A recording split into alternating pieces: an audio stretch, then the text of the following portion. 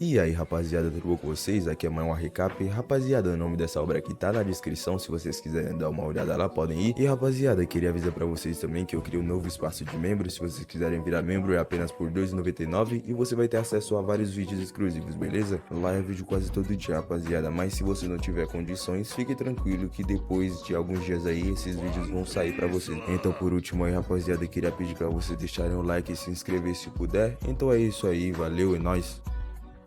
A história se inicia em um colégio de 2008 e acontece que o nosso prota foi trazido de volta 10 anos para o passado, mas uma única coisa diferencia o mundo que ele viveu e esse aqui é que existe artes marciais. Os companheiros do prota estavam falando em se inscrever numa faculdade de artes marciais, no entanto a inscrição é 10k. Eles queriam muito se registrar já que é a única maneira de uma pessoa normal se tornar extraordinária. Em seguida, um moleque já vem falando de artes marciais de um grão-mestre que atingiu o 8º nível, e enquanto eles discutiam, o prota estava ali totalmente sem entender nada, pois de qualquer jeito ele já tinha uma ideia de que esse maluco é muito foda, já que ele assistia muito anime e Isekai. Logo depois, o prota perguntou ao amigo se tem um cybercafé perto da escola, e se ele se lembra bem, quando ele estava na escola, ela sempre aparecia nos seus sonhos, mas ao chegar lá e ver a garota, ele ficou totalmente sem entender nada, se perguntando se ele tinha um gosto ruim quando era jovem. Após pagar, o prota já foi pesquisando tudo sobre artes marciais, e ao ver todas as informações, ele diz que com certeza precisa fazer o exame de artes marciais. Este mundo tem algumas regras táticas que todo mundo entende. Não importa o que você queira fazer, você precisa ser um artista marcial em primeiro lugar. Os artistas marciais daqui são semelhantes a um romance da sua vida passada. Eles parecem ter uma posição elevada e um grande poder nessa sociedade. As artes marciais foram divididas em 9 níveis, sendo 1 a mais baixa e o 9 a mais alta. Neste mundo, apenas um artista marcial tem permissão para abrir uma empresa. Você só pode se tornar um governador de uma província depois de chegar ao nível 4, e também é o mesmo na indústria do entretenimento. A entrada na faculdade de artes marciais é a única esperança que muitas pessoas têm para ter. Isso causou uma enorme dor de cabeça para o prota, porque não ia ser fácil fazer os exames de artes marciais. Ele tinha pouco tempo e ele não tinha uns $10.000. Ele se lembra dos personagens que sempre tiveram cheat, então por que ele tem que ter toda essa desvantagem? Ele nessa hora pensa que a sua família poderia ser rica, mas ao chegar em casa, a casa estava em pedaços. Ao entrar, o prota reconhece essa casa igual da sua passada, e então em seguida, a sua irmã rapidamente já vem até ele, dizendo para ele devolver o seu dinheiro. Essa é a irmã dele, Fang Yuan, e ele sempre lamenta que ele perdeu esse rosto bonito quando ela cresceu. Depois de acusar o prota acaba se lembrando que foi o dinheiro que ele usou no cybercafé, mas ele dá uma desentendido e diz para ela procurá-lo novamente. Depois nos é mostrado a sua mãe e ela é Liu Yin. Se ele se lembra bem, para cuidar deles, a sua mãe teve que trabalhar em meio período com um salário mensal de apenas $800. Então como é que ele vai conseguir pedir $10.000 para ela? Em seguida, o pai dele chega e seu nome era Fang Mingyong, um trabalhador comum de uma fábrica, e ele inala muita poeira todos os dias, arriscando a sua saúde, e tudo isso pelo pagamento mensal de $3.000. Alguns meses depois, enquanto eles estavam comendo, o prota pensava que ele não poderia fazer nada em respeito a essa situação se ele não virasse um artista marcial. Portanto, em seguida ele diz ao seu pai que ele gostaria de fazer o exame de artes marciais. Com isso, todos ficam sem falar nenhuma palavra por um momento, e o prota pensava que parece que ele pediu demais para sua família pagar. Então em seguida, ele já ri dizendo que é apenas uma brincadeira. No entanto, surpreendendo ele, o pai já dá um cartão para ele. O pai diz que ele já ouviu sobre isso do seu colega e ele nunca mencionou porque ele nunca tocou no assunto. Então ele deve pegar o cartão e retirar o dinheiro amanhã. Ele também diz ao prota que não importa se ele passa ou não, desde que ele tenha certeza do que ele quer. E o prota em seguida afirma com toda certeza que ele definitivamente vai ter sucesso nessa vida. Depois disso, ao retirar o dinheiro, no momento em que ele tocou o dinheiro, uma notificação apareceu diante dos seus olhos. O sistema mostrava que ele tinha 2.000 de dinheiro, Ki Sangue 1 e Inteligência 1, e com isso ele afirma que isso deve ser o seu cheat. Horas depois, de acordo com o que aconteceu no caixa eletrônico, a quantia de riqueza depende do dinheiro que ele tem em mãos, e se a quantidade de dinheiro não for o suficiente, ela também não será registrada. E obviamente, já que a riqueza aumentou, os outros atributos também devem ser capazes de aumentar. Ele então pede de toda forma para que o sistema use sua riqueza para aumentar o seu Ki Sangue, mas já que nada funcionava, ele fica puto dizendo para ele adicionar algo ao seu Ki Sangue, senão ele vai bater nele até a morte. E nessa hora, o sistema acata suas ordens usando então todo o dinheiro e o seu Ki sangue aumentou em 0.1. Só havia aumentado em 0.1, mas o Prota já se sente diferente. Mas em seguida ele fica preocupado com seu dinheiro e ao olhar estava tudo aí, então ele fica aliviado. No dia seguinte, o professor diz aos alunos que eles podem ir até o diretor se registrar e o Prota já se levanta. Uma garota já foi perguntando ao Prota quanto é o seu Ki sangue, mas o Prota achou que 1.1 seria de muito pouco. E para confirmar suas suspeitas, um dos malucos já diz que ele tem 108 e o Prota nessa hora fica muito surpreso ao ver a diferença tão esmagadora. E um dos moleques já oferece para o Prota testar a sua pontuação na sua casa depois da escola. E pela reação do outro moleque, essa máquina de medição é muito caro. Depois da escola, o Prota foi até a casa dele e ao medir seu Ki sangue, ele fica totalmente em choque ao ver que seu Ki de sangue é na verdade 113. O Prota nessa hora já fica bem confiante ao ver que a conversão do sistema é de 1 para 100. E em seguida, ele pergunta ao Prota como é que ele pode estar tão calmo, já que seu Ki sangue é o segundo maior da classe inteira. Ao chegar em casa, ele já foi se gabando para sua irmã, dizendo que seu irmão é muito talentoso. Em seguida então, a sua mãe o chama e foi para o seu pai entregar o dinheiro, e ele ainda diz que se não for o suficiente, ele pode os avisar, e era $20 mil.